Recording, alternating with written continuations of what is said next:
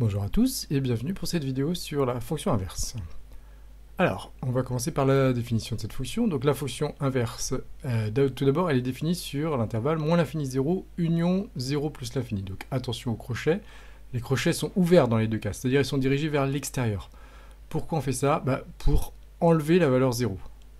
Pourquoi on enlève la valeur 0? Parce que la fonction inverse, comme son nom l'indique, c'est la fonction qui prend l'inverse. f de x, c'est 1 sur x. Donc, l'inverse de 2, l'image de 2, c'est 1 sur 2. L'inverse de 3, c'est 1 sur 3, etc. Pourquoi on ne prend pas 0? Parce que 0 n'a pas d'inverse. 1 sur 0 n'existe pas. Donc on ne peut pas remplacer x par 0, donc il ne doit pas être dans notre ensemble de définitions. Voilà ce que c'est la définition de la fonction inverse. C'est très simple, donc dès qu'on voudra calculer une image, on fera 1 divisé par ce nombre. Alors, au niveau de ces variations, la fonction inverse, elle est décroissante sur moins l'infini 0. J'ai encore ouvert le crochet en 0 puisque 0 est ce qu'on appelle une valeur interdite. Mais elle est aussi décroissante sur l'intervalle 0 plus l'infini. Et le petit morceau de définition dans cette propriété, on appelle sa représentation graphique une hyperbole. Alors, on va dresser son tableau de variation tout de suite. Donc, elle est décroissante sur l'intervalle moins l'infini 0. Elle est décroissante aussi sur l'intervalle 0 plus l'infini, mais elle n'est pas décroissante sur R.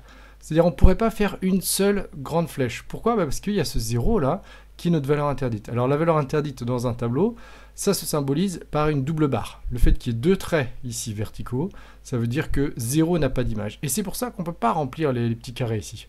On ne peut rien mettre. On ne peut pas mettre l'image de 0. 0 n'a pas d'image. De même, ici, en moins l'infini plus l'infini, on n'écrira rien pour l'instant.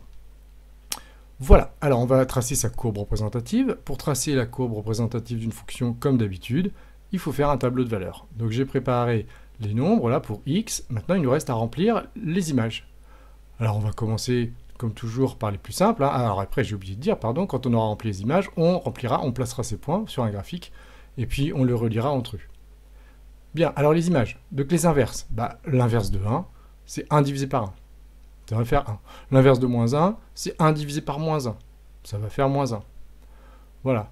Ça, ces deux points-là, eh bien, ça nous donne, ces deux images-là, pardon, ça nous donne des points. L'image de moins 1, c'est moins 1. Ça veut dire que l'image de moins 1, x, ici, vaut moins 1, y vaut moins 1 aussi. Et l'image de 1, c'est 1. Voilà, on va pouvoir placer ces deux points-là. Ça ne suffit évidemment pas pour tracer une courbe, il nous faut beaucoup d'autres points pour savoir quelle allure elle a. Là, ici, on peut avoir aucune idée de la tête de la représentation graphique de la fonction inverse. Donc, on va calculer les autres images. Donc, l'inverse de 2, 1 sur 2, c'est 1,5, 0,5.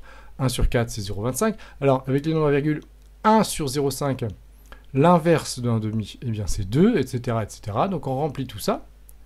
Et on obtient ces nombres-là, et on va tous les placer. Par exemple, l'image de moins 4, c'est moins 0,25. Donc, ici, j'ai moins 4.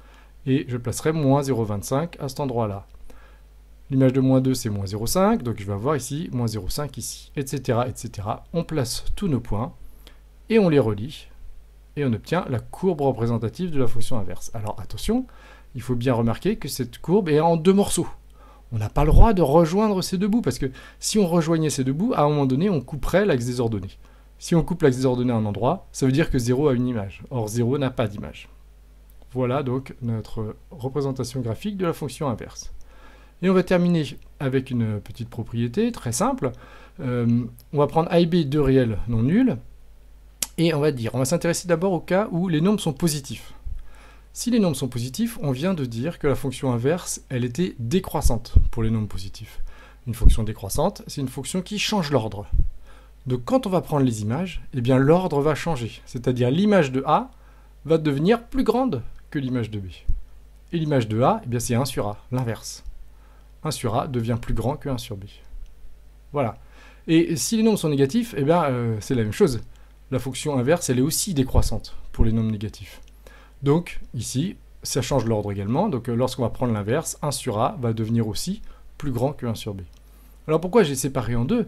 Parce qu'on ne pourrait pas faire ça pour deux nombres quelconques. Il faut forcément qu'ils soient soit tous les deux positifs, soit tous les deux négatifs, pour qu'ils soient sur la même branche de l'hyperbole. Voilà, alors un petit exemple pour terminer. Si on prend un réel x plus petit que moins 3, donc ici comme il est plus petit que moins 3, ça veut dire que x est négatif, donc mes deux nombres ici sont négatifs. Donc si je prends l'inverse des deux nombres, eh bien l'inverse de x va devenir plus grand que l'inverse de moins 3. c'est-à-dire 1 sur x sera plus grand que... Alors l'inverse de moins 3, c'est 1 sur moins 3, mais c'est aussi moins 1 tiers.